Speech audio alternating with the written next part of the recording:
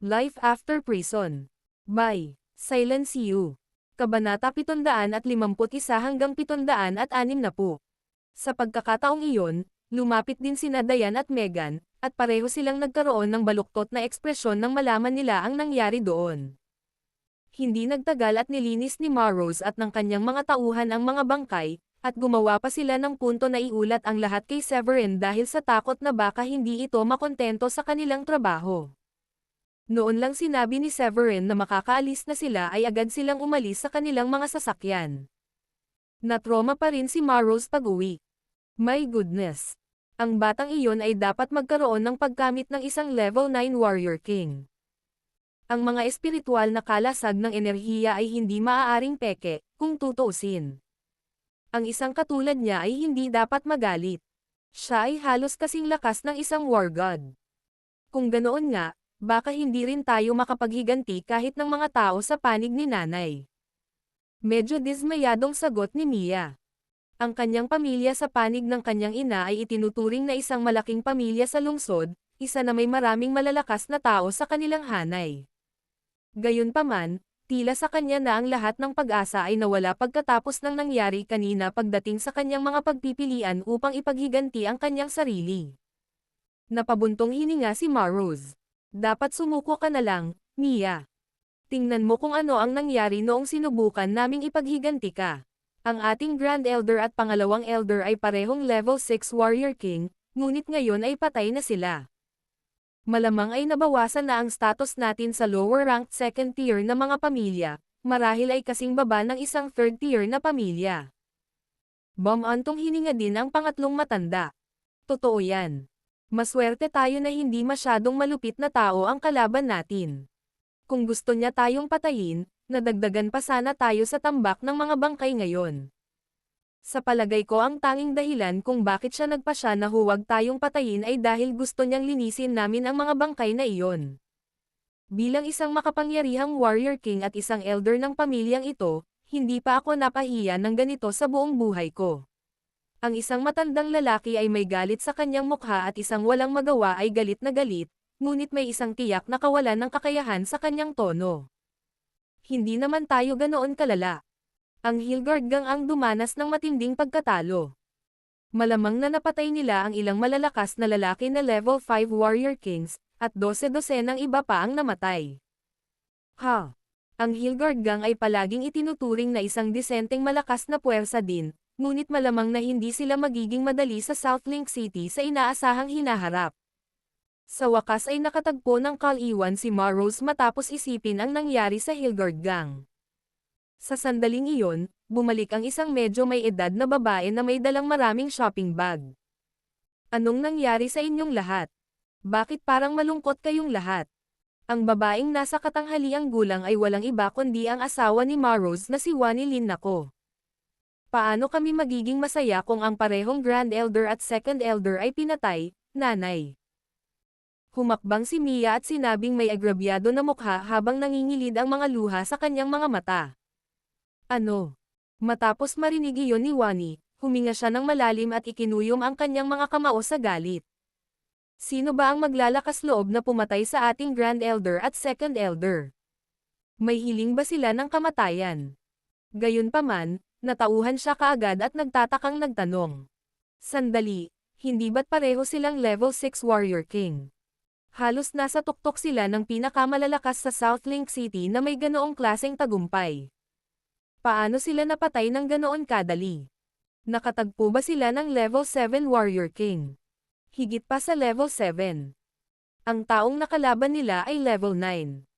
Hindi alam ni Marrose kung tatawa o iiyak at napabuntong hininga na lamang siya habang nakadapa sa lupa. Level 9. Napatulala si Wani at hindi niya maiwasang magtanong. Nagkasala ba tayo sa isang war gods? Ang pinakamalakas na powerhouses na alam kong nakaabot sa level 9 Warrior King ay ang 4 na Great War Gods. Umiling si Marrose. Hindi mo ba alam na 4 sa kanila ang inihayag na? Kung titingnan mo ito mula sa pananaw ng lakas ng militar ni Drak Odom, walang alinlangan na sila ang pinakamalakas na tao sa buhay. Gayunpaman, ang mga bagay na alam ng publiko ay limitado lamang sa kung ano ang nakikita ng publiko sa ibabaw. Tumigil sandali si Marrose pagkatapos ng pahayag na iyon bago nagpatuloy. Sa mundong ito, marami pa ring pamilya ang naninirahan sa hiwalay, na may mga pamamaraan na ipinasa mula sa henerasyon hanggang sa henerasyon. Gayunpaman, sila ay palaging napakalihim, at sa pangkalahatan ay hindi sila lumilitaw sa masa. Narinig ko pa ang tungkol sa ilang liblib na sekta na may maraming malalakas na individual. Ang isang lungsod ng mga mortal ay nagtataglay ng kaunting espiritual na enerhiya at hindi na sapat upang matugunan ang kanilang mga pangangailangan. Ang mga taong ito ay piniling puntahan.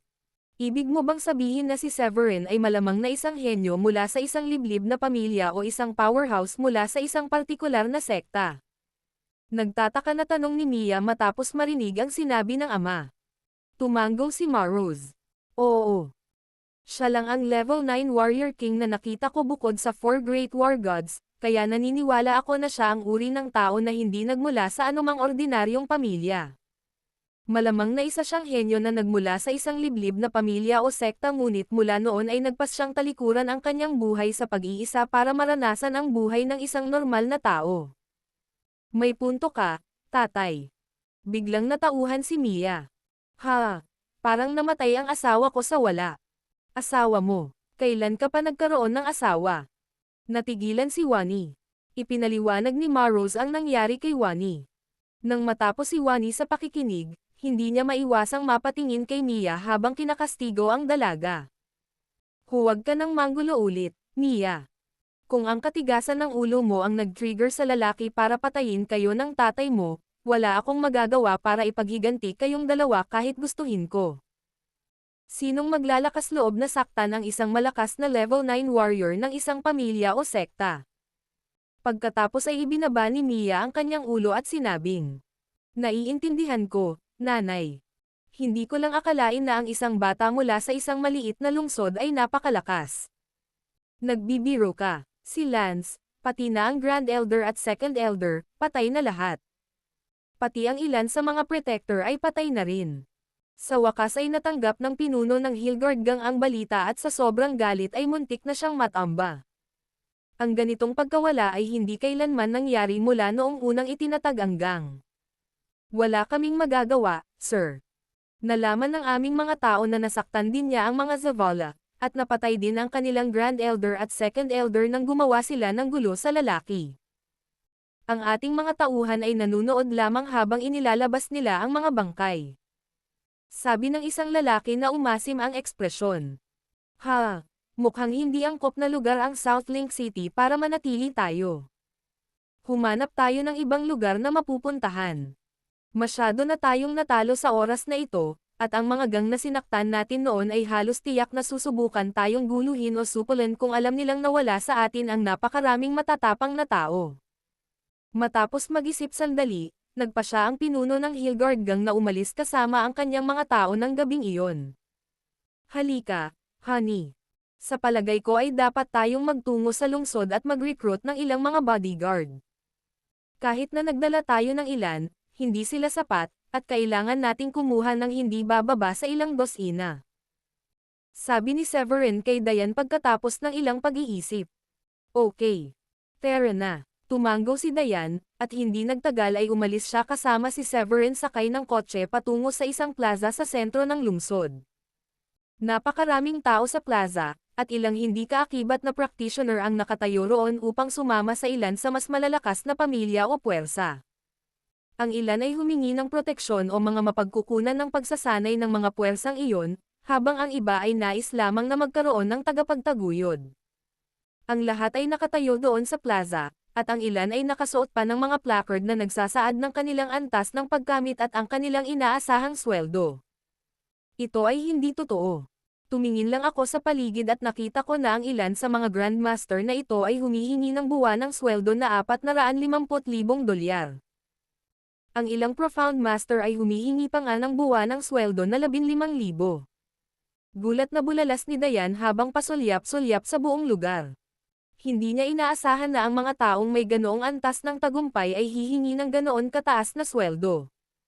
Ngumiti si Severin. Magiging tapat ako sa iyo, Ang ilan sa mga taong ito ay naging mga bodyguard dahil sila ay nasa isang uri ng kahirapan na nangangailangan ng pera. Ang mga taong nakakamit ng isang antas ng Profound Master ay bihira sa isang maliit na lungsod tulad ng Brookborn, kaya tiyak na maaari silang kumita ng higit pa doon. Pagkatapos ng isang paghinto, nagpatuloy si Severin.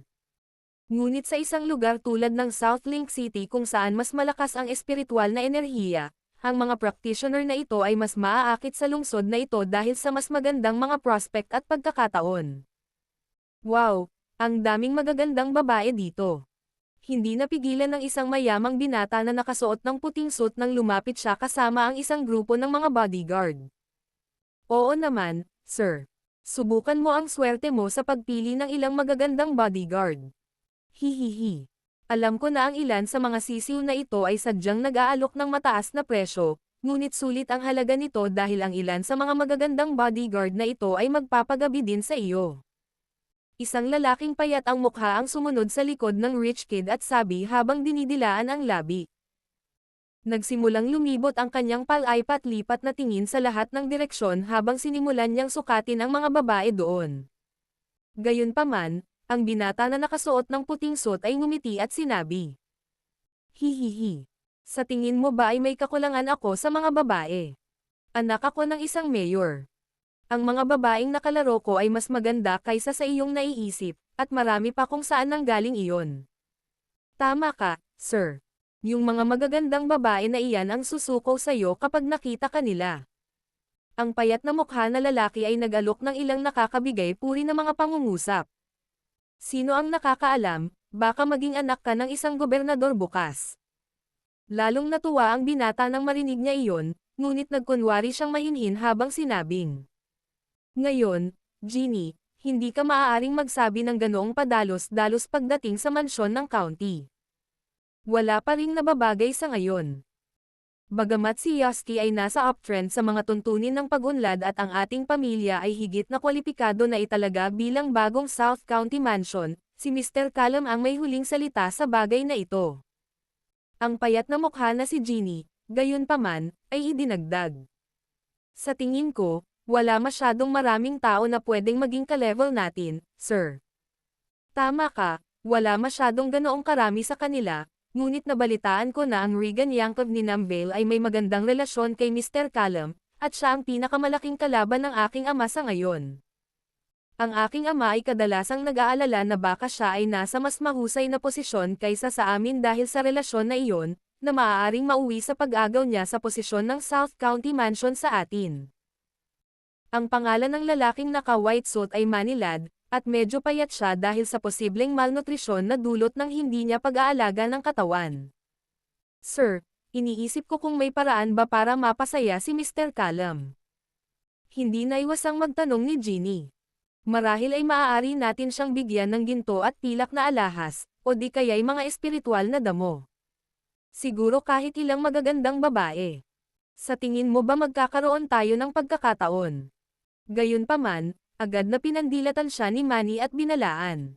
Huwag mo nang isipin ang ganitong ideya. Sa tingin mo ba ay magkukulang ang isang war god sa ginto, pilak, alahas, o babae? Bukod pa rito, narinig ko na ang lahat ng mga war gods ay mga taong matuwid sa moral, at ang pagbibigay sa kanila ng mga benepisyo ng pribado ay maaaring magalit sa kanila hanggang sa puntong papatayin ka. Matapos marinig iyon, hindi napigilan ni Jeannie na panasan ang kanyang malamig na pawis. Nang tumingin siya sa unahan, gayunpaman, huminto siya ng bahagya habang nanlalaki ang mga mata sa nakitang nasa harapan niya. Napakagandang babae. Hihihi. Ang mga babaeng tulad niya ay wala sa Yosky. Ang kanyang figure, ang kanyang balat, sila ay. Medyo sobra-sobra iyon, hindi ba? Naramdaman ni Manny na medyo over the top ang malalaswang pahayag ni Jeannie, na iniugnay niya sa masamang lasa. Gayunpaman, nang tumingin siya sa direksyon na tinitingnan ni Jeannie, agad siyang naakit sa hitsura ni Diane. Sa pagkakataong iyon, sinusundan ni Diane si Severin na may malabong ngiti sa labi. Ang ngiting iyon ay lubhang kaakit-akit, at sino mang makakakita sa kanya sa unang tingin ay mapapansin na ang kanyang aura ay napakahusay kaysa sa mga ordinaryong babae. Ang ganda niya talaga. Hindi napigilan ni Manny na malunok habang nakatitig sa kanya. Nakakalungkot na taken na siya. Ano ang nakakalungkot dyan? Maaari kang manalo sa anumang laro kung babaguhin mo ang mga patakaran. Kung gusto mo siya, kung gayon walang dahilan kung bakit hindi mo siya makukuhang manatili sa tabi mo sa lahat ng oras. Ngumiti ng pilyo si Ginny. Pagkatapos ay sinulyapan niya ang maraming mga master sa likod niya, at hindi naiwasang sabihin. Sir, napakakaraniwang pangyayari na halos araw-araw ay nakikipaglaban ang mga puwersa sa South Link City. Paano kung gumamit ka ng pera para tuksohin muna siya? Kung hindi ito gumana, maaari mong kunin ang mga puwersang iyon upang patayin ang lalaki at ipadala ang babae sa hotel para sa iyo. Hindi ba tama iyon? Ilang segundong nag-alinlangan si Manny. Kung tutuusin, ito ang unang beses na gagawin niya ang ganoong bagay. Noong nakaraan, kailangan lang niyang mag-flash ng pera para mapunta sa kanya ang lahat ng magagandang babae. Ang pagkuha sa kanila sa pamamagitan ng puwersa ay isang bagay na hindi pa niya nagawa noon. Gayunpaman, nang tingnan niya ang mukha ni Dayan na nakakaakit ng damdamin at halos perpektong figure, ang kanyang mga mapusok na pag-iisip ay naging lalong mahirap kontrolin. Sige. Pupunta ako doon at susubukan ko. Inakay ni Manny ang kanyang mga tauhan matapos mag-isip sandali. Pagkatapos ay ngumiti siya at tinanong si Dayan. Kumusta ka, kagandahan? Bakit hindi pa kita nakilala noon? Hindi ko inaasahan na makakakita ako ng ganito kaganda sa South Link City. Ang pangalan ko ay Manilad, at ilang araw na akong tumatambay dito habang sinusubukan kong hanapin ang ilan sa mas malalakas na bodyguards. Akalain mo, nagulat ako nang makakita ako ng napakagandang tao sa South Link City. Kasunod ng kanyang pambungad na pahayag, iniunat ni Manny ang kanyang kamay. Nagtataka ako kung interesado ka ba na makilala ang isa't isa ng kaunti pa at maging kaibigan ko. Nahihiyang ngumiti si Dayan at nagpakilala nang hindi nakipagkamay sa kanya. Masyado kang mabait. Ang pangalan ko ay Dayan Foylet, at ito ang aking asawang si Severin. Kami ay taga Brookborn, at pumunta kami dito para humanap din ng mga bodyguard. Gusto niyang ipaalam kay Manny ang kanyang marital status at ipakita sa kanya na may asawa na siya, lalo na't naiinis siya sa kanya dahil sa pagkusa niyang makipag-usap. Brookborn. Labis ang tuwa ni Manny nang marinig iyon. Dahil siya ay nagmula sa isang maliit na lugar, naisip niya na maaaring siya ay isang taong hindi pa nakakita ng mundo.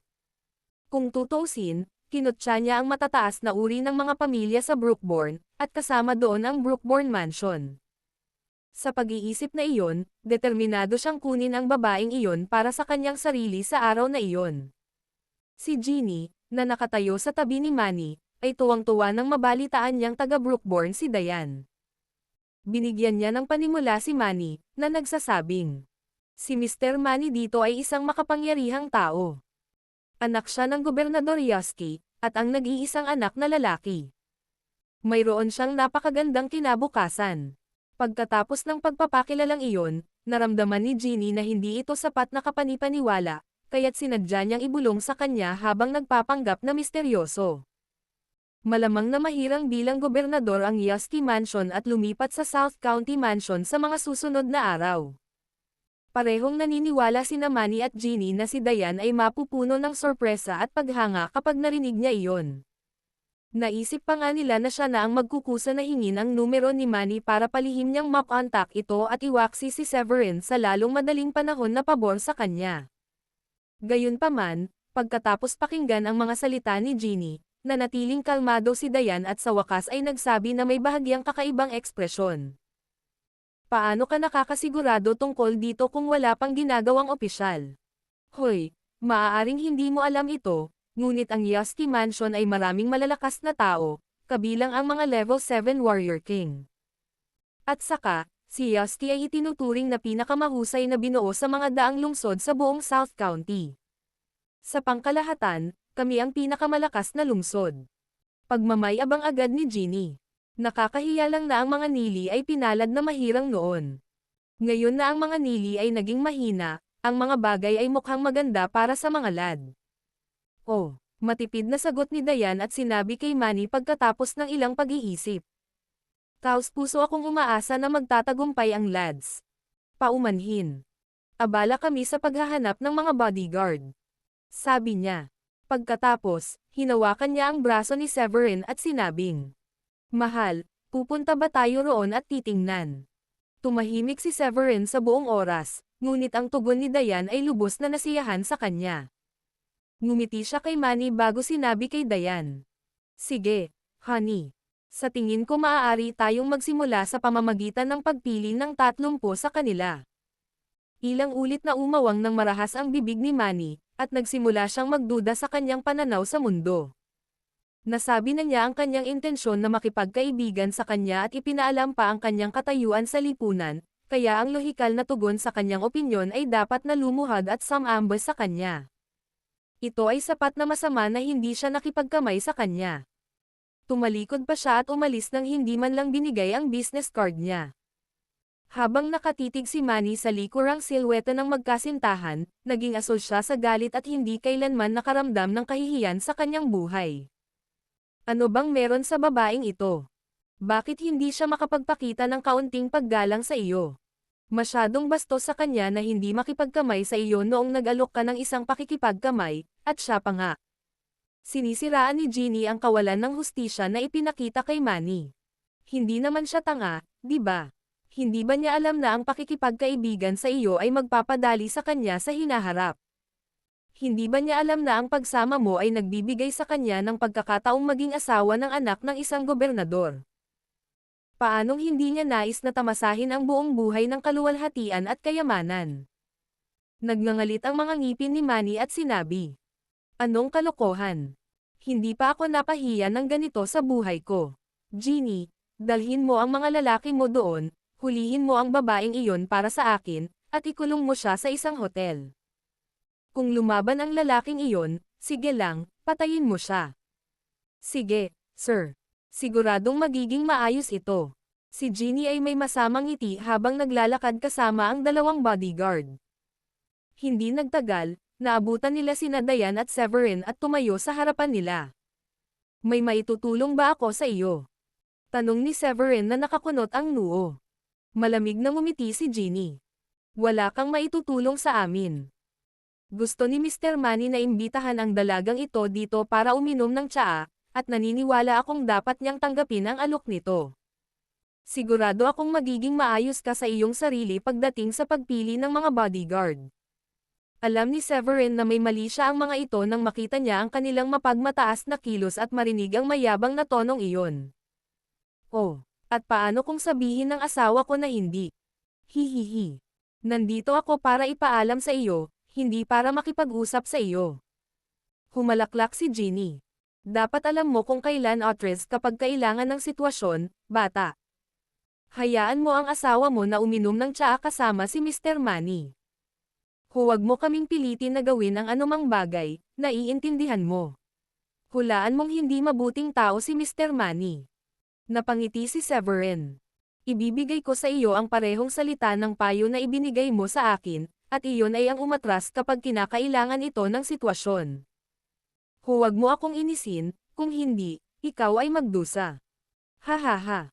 Humagalpak ng tawa si Jeannie at ang 2 bodyguard matapos marinig iyon. Hoy, Jeannie, ang batang ito ay nagbibiro, tama ba? Naiisip mo ba ang taong ito na sinusubukang takutin tayo kapag siya ay mula sa isang maliit na lungsod tulad ng Brookborn? Sabi ng isa sa mga lalaki. Nakangiting tanong ni Jeannie.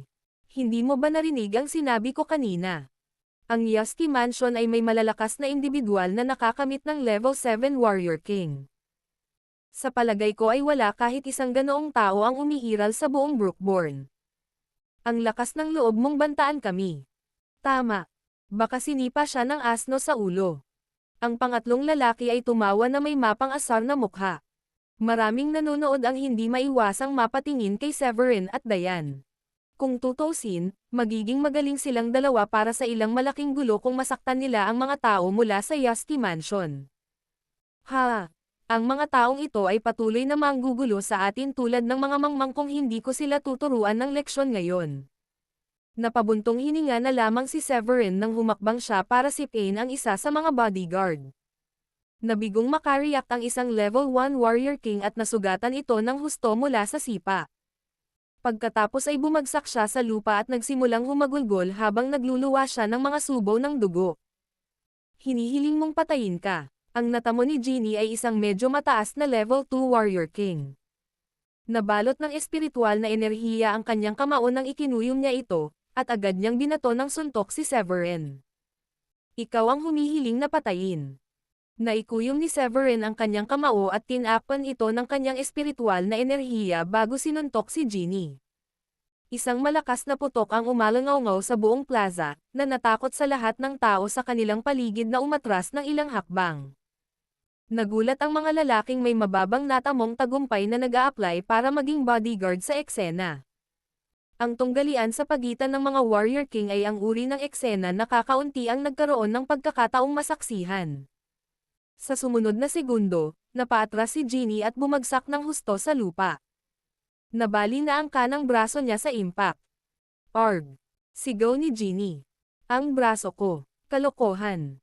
Nabali ang braso ko. Hindi napigilan ng isa sa mga manunood na nakakita ng eksenang iyon kundi mapabuntong hininga. Napakalakas ng lalaking iyon. Nabali niya ang braso ng kanyang kalaban sa isang suntok lang. Kung tutusin sa lakas niya, malamang ay level 4 Warrior King siya. Natigilan si Manny habang nakatayo sa di kalayuan. Marami siyang bodyguard na isinama palabas, pero hindi niya pinakiusapan ang mga matatanda na sumama sa kanya dahil lalabas lang siya para mamasyal. Kaya nagdala siya ng 3 Warrior King at ilang Profound Master. Gayunpaman, ang kanilang kabuuang lakas sa pakikipaglaban, kasama ang pag-alalay sa kanyang katayuan, ay ginawa siyang hindi mahahawakan sa karamihan ng mga tao. Kaya naman, ang sitwasyon na nangyari bago siya ay isang bagay na hindi niya inaasahan. Genie. Okay ka lang. Sa 3 taong sumama sa kanya, 2 ang malubhang nasugatan at isa sa kanila ay si Genie, na nabali ang braso. Ang tanging taong naiwang nakatayo ay nakakaramdam ng panghihina ng kanyang mga tuhod bago siya makakilos, at nagpasya siyang tulungan si Genie na makatayo sa halip na salakayin si Severin. Maghintay ka lang, bata. Pagsisisihan mo ito. Madiin na sigaw ni Genie at agad na tiniis ang sakit para bumalik kay Manny. Napakaasim ng mukha ni Manny, at namumula na ito dahil sa dumaraming diskusyon sa paligid niya. Kinagat niya ang kanyang mga ngipin at sinabing, "Hindi ko inaasahan na napakalakas mo, bata. Para kang patay ngayon na nasaktan mo ang Yasti Mansion." Pagkatapos ay agad niyang ikan-away ang kanyang kamay at inakay ang kanyang mga tauhan. Ha, wala akong salita para sa ganitong uri ng mga tao. Walang magawang tumingin si Diane kay Severin, dahil hindi niya inaasahan na sasailalim sa ganoong bagay ang mangyayari kapag sila ay abala sa pagsisikap na kumuha ng ilang mga bodyguard. Ngumiti nang walang pakialam si Severin at sinabing, "Hihihi. Huwag kang mag-alala. Nagtataka lang ako kung anong klaseng ekspresyon ang mayroon sila kapag nalaman nila kung sino ang susunod na gobernador kinabukasan. Tingnan natin kung may lakas pa silang loob na guluhin ako." Napaisip si Diane at natawa. Well, ito ay magiging isang nakakatuwang ekspresyon, iyon ay sigurado. Hello sa lahat. Nandito kami para mag-recruit ng ilang bodyguard.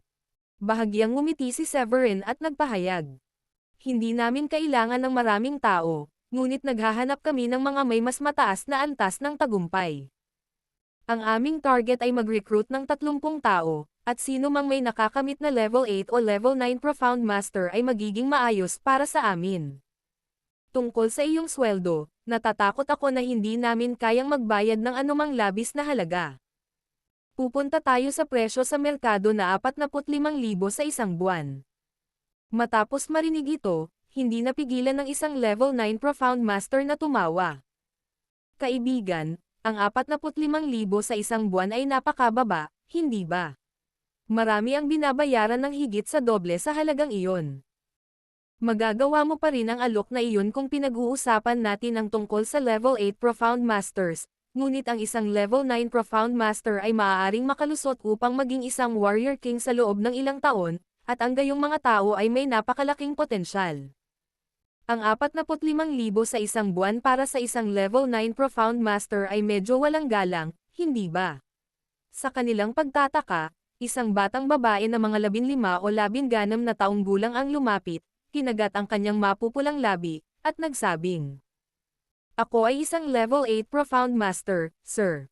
Sa tingin mo ba, sanay na ako para dito?" Pagkatapos ay huminto siya sandali bago sinabing, "Pero umaasa ako na mabayaran mo ako ng maaga ng 2 taong sweldo.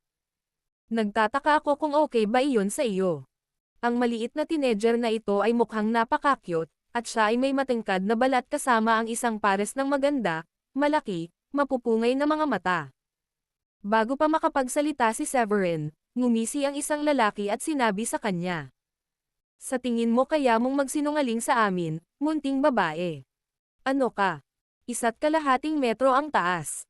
Sino ang maniniwala sa iyo kapag ang isang kasing ikli, maliit, at batang tulad mo ay makakapagpahayag na ikaw ay isang level 8 Profound Master?" Oo, ito ang unang pagkakataon na nakilala ko ang isang casual na practitioner na may napakagandang talento. Sarkastikong sabi ng isa pang matanda. Ang isa pang nasa katanghaliang gulang na babae ay nagsabi, "Binibini, kung humihiling kang bigyan ng 2 taong halaga ng sweldo ng sabay-sabay, hindi ba't katumbas iyon ng $1,080,000? Sa tingin ko ay nagpaplano ka lang na tumakas pagkatapos mong makuha ang pera. Kahit na kailangan mo ng pera ng Mad-Alien, bibigyan mo lang kami ng masamang pangalan kung gagawin mo ang ganitong uri ng masamang pangalan." Tumingin si Severin sa maliit na dalaga sa kanyang harapan at isang malabong berdeng kinang ang lumitaw sa kanyang mga mata. Agad niyang nakita ang tagumpay ng kalaban, at bagamat bata pa ang dalaga, nagsasabi ito ng totoo nang sabihin niyang siya ay isang level 8 Profound Master. Bahagyang nabalisa ang batang babae matapos marinig ang lahat ng paninirang puri mula sa mga nakapaligid sa kanya, at agad niyang iginiit. "Sinasabi ko ang totoo. Isa akong level 8 Profound Master." Pagkatapos niyang magsalita, nag-channel siya ng isang ideya sa kanyang isipan at naglabas ng kaunting espiritual na enerhiya para matakpan ito sa kanyang kamao. Tingnan mo ang pagbabago-bago. Hindi ba ito ang uri ng tagumpay na dapat magkaroon ng isang level 8 Profound Master? Hindi masama. Naabot mo na ang rurok ng level 8 Profound Master. Ngumiti si Severin, pagkatapos ay tumango bilang kasiyahan bago sinabi, "Pwede akong pumayag sa iyong kahilingan at bigyan ka muna ng 2 taong paunang sweldo, ngunit huwag kang magsinungaling sa akin." "Salamat.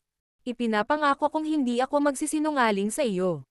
Tuwang-tuwa siya pagkasabi ni Severin ng oo.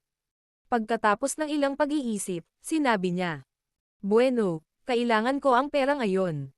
Maaari ba akong magulat para sa trabaho bukas ng umaga? Siguraduhing ibigay sa akin ang iyong address mamaya." "Oh, munting babae. Dapat mong isipin na siya ay isang uri ng tulala. Inaasahan mo ba na bibigyan ka niya ng pera ngayon at hayaan kang magulat para sa trabaho bukas ng umaga?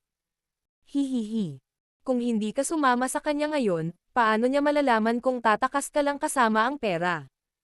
Grabe ang plano mo." Ngumisi ang matanda kanina.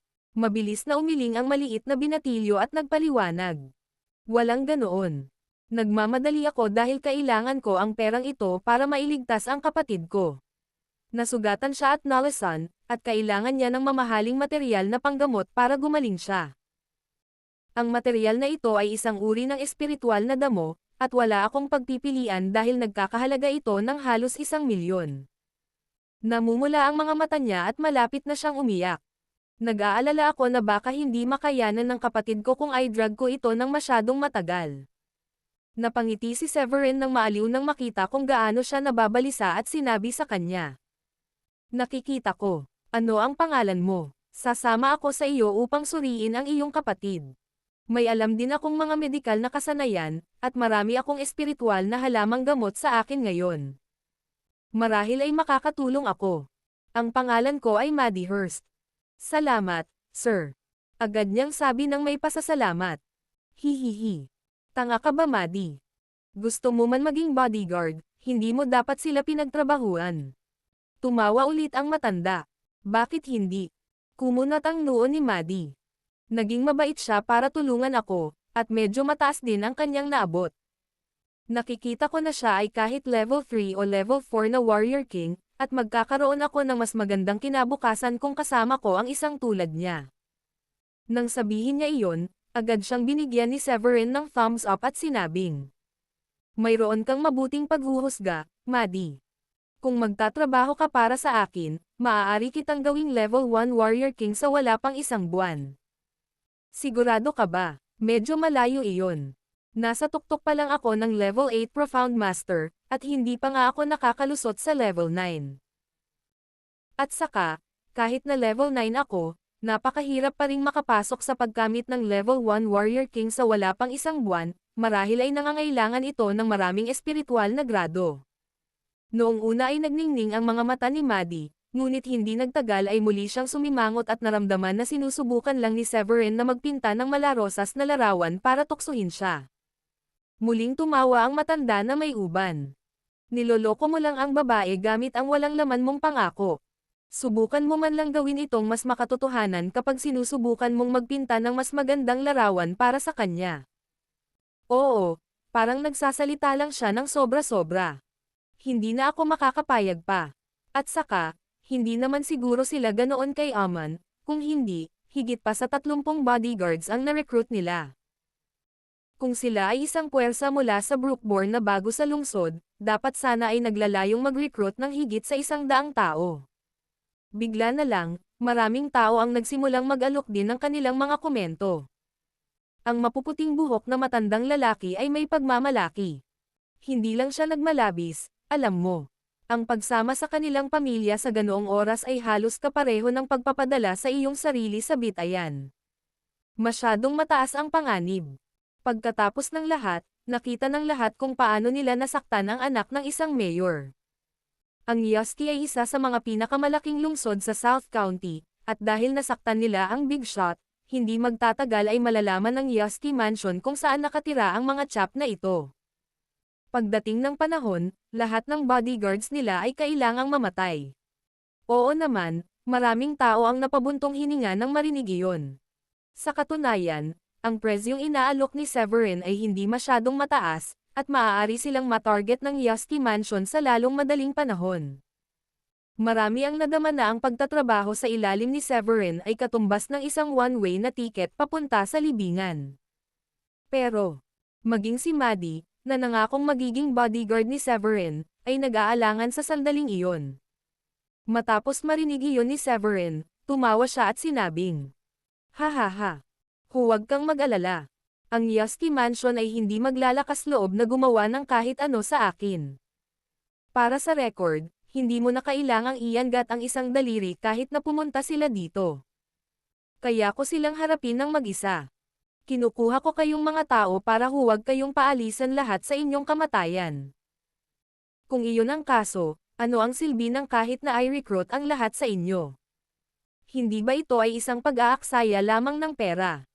Pagkasabi noon, iwinagayway ni Severin ang kanyang palad at kumuha ng first grade high rank pill. "Ipapangako ko rin na ibibigay ko sa iyo ang mga tabletang ito hanggat pumapayag kang magtrabaho para sa akin. Wala akong ganoon karaming mga table tasks sa akin ngayon, ngunit maaari kong bigyan ang bawat tao ng isang tableta sa pagtatapos ng linggo." Hindi pwede.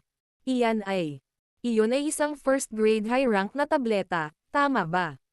May nagsabi nang makita nila ang tableta, at agad na nagningning ang kanilang mga mata.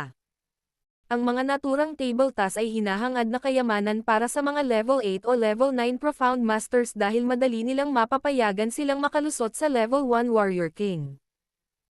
Bagamat tila sa unang tingin ay hindi gaanong mas mataas ang level 1 Warrior King kaysa level 8 o level 9 Profound Masters, ang maliit na gap ay gumawa ng hindi kapanipaniwalang halaga ng pagkakaiba.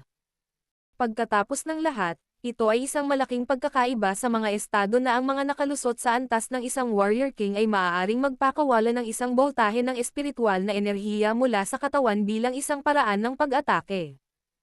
Iyon ay isang bagay na kahit na ang mga Profound Master ay hindi makakamit. Bilang resulta, ang lakas ng pakikipaglaban ng isang level 1 Warrior King ay mas malakas kaysa 10 Profound Masters, at ang tanging pagbubukod sa panuntunang iyon ay ang mga pambihira na ang lakas ay lumampas sa kanilang orihinal na level. "Sir, handa akong magtrabaho sa ilalim mo. Agad namang lumapit ang isang binata pagkatapos ng ilang pag-iisip. Ito ay kahanga-hanga. Binigyan pa kami ng ilang mga table tasks. Natuwa din si Maddie. Sir, pwede bang sumali din ang kapatid ko kung gumaling siya? Level 9 Profound Master din siya. Tumanggaw si Severin bilang kasiyahan. Walang problema. Salamat, sir. Sumili ang ngiti sa mukha ni Maddie. Lahat ba ay nakakakuha ng tableta? Isang babae ang naakit dito. Kung tutuusin, ang alok na magkaroon ng gayong mga table tasks ay sadyang masyadong nakatutokso para sa kanila. Isang tableta lang na nagpapahintulot sa kanila na makapasok sa paggamit ng isang level 1 Warrior King ay ganap na magbabago sa trajectory ng kanilang buhay. Bukod dito, ang propesyon ng bodyguard ay may matinding panganib, at kahit na pinili nilang magtrabaho sa ilalim ng ibang amo, wala pa ring katiyakan na hindi sila papatayin ng mga kaaway ng kanilang amo. Bukod dito, nangako si Severin na hindi ipapadala ang mga bodyguard na inupahan niya para harapin ang mga tao mula sa pamilya ni Manny kung dadalhin ng huli ang kanilang mga tauhan para manggulo. At muli, wala silang paraan upang matiyak kung nagmalabis lamang siya.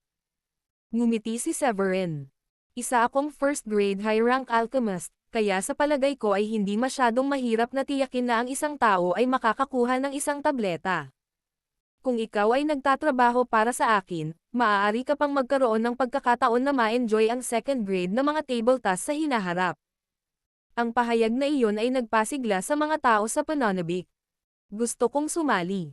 My goodness. Siya ang uri ng alchemist na naririnig lang natin mula sa mga alamat.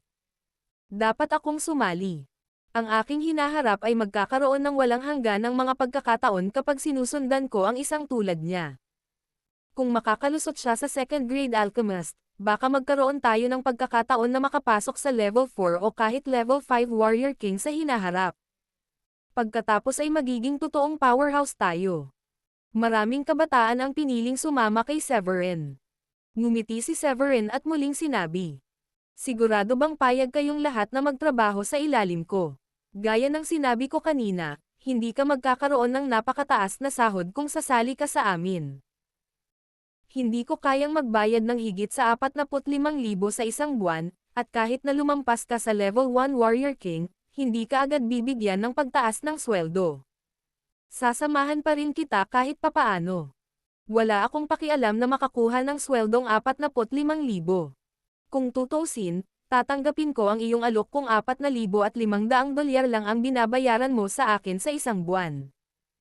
Hindi mahalaga sa akin ang sweldo kung maaari akong maging isang warrior king. Ayos lang basta mag-ingat ako sa aking paggastos. Sabi ng isang binata na puno ng pananabik. Oo naman. Maligayang pagdating sakay pagkatapos. Nakipagkamay si Severin sa lalaki at sinabing, yung mga tinanggap ko pwede na lang tumayo dito sa akin. Huwag kayong mag-alala lahat. Hindi ako natatakot kahit na kumatok ang Yasky Mansion sa pintuan ko. Nagulat ang lahat sa mga sinabing iyon. Napakakakit-akit na makakuha ng pagkakataong makakuha ng mabilis na tagumpay sa antas ng isang warrior king. Bukod dito, si Severin ay isang alchemist, at kung gagampanan nila ng maayos ang kanilang mga tungkulin, kung gayon maaari silang makakuha ng higit pang mga table tasks sa hinaharap. Ang gayong magandang alok ay mas mahirap makuha kaysa sa paghahanap ng ginto sa dulo ng isang bahaghari. Sir, gusto ko din sumali, ako. Agad na nagtaas ng kamay ang matanda na kanina pa nagtatanong kay Severin at sabik na tumingin kay Severin. Napatingin si Severin sa lalaki at nanghihinayang umiling. Medyo matanda ka na, at ang iyong tagumpay ay umabot pa lamang sa level 9. Ang iyong talento ay hindi namumukod-tangi, at natatakot ako na hindi ako mahilig kumuha ng mga masyadong matanda. Biglang nakaramdam ng pagsisisi ang matanda. Ang kanyang talento ay talagang hindi masyadong masama ngunit para sa kakulangan ng mga mapagkukunan ng paggamit. Hanggat binibigyan siya ni Severin ng tableta at pinahihintulutan siyang makalusot sa Warrior King, kung gayon ang kanyang halaga at ang kanyang katayuan ay tumaas ng husto sa hinaharap kahit na hindi na siya nagtrabaho para kay Severin. Ang dahilan ni Severin sa pagtanggi sa kanya ay malamang na nauugnay sa paraan ng pag-aalinlangan at pag-aalinlangan niya kay Severin kanina. Hindi nagtagal, pumili si Severin ng 30 kabataang lalaki at babae. Pagkatapos ay sinabi niya sa kanila. Tama na. Gawin muna natin ang 30 sa inyo sa ngayon. Naniniwala akong makakamit ninyong lahat ang antas ng isang warrior king sa lalong madaling panahon, kahit nasa iba't ibang yugto. Ang ilan ay maaaring maagang yugto, habang ang iba ay nasa kalagitnaan ng yugto o peak stage. Sa anumang kaso, ang tiyak ay magiging mga warrior king kayong lahat.